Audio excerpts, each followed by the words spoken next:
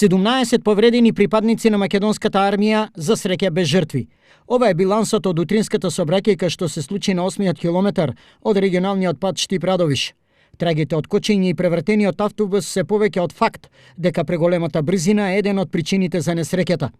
Се уште во шок, браќата Јаневи од струмичкото село Добрејци раскажуваат пред камерата на телевизија Стар што всушност се случи во критичниот момент. Ние се одаме напред за кочење. Добро, и отзад нешто колку такова право, чинеш некој земјотрес. Удрина отзад многу силно. Може да воеше над 120 он. Веројатно.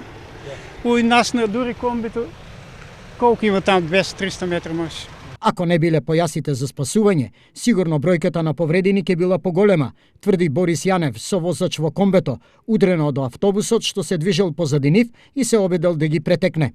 Да не беат поеста, у стаклот ќе удараме, шофер садна. И после гледаме кој не е удрил, после врнаваме се, гледаме. Од брзина, од преголемата брзина и удар се Многу голема брзина, да. Во меѓувреме, пристигне уште едно возило на Штипската брза помош. По краткиот разговор со Јаневи, лекарската екипа констатира само шок кај двајцата и замина. Кај 17 лица се констатирани телесни повреди, без ризик по нивните животи. По укажаната помош, тие се пуштени на домашно лекување. Информираат од клиничката болница Штип.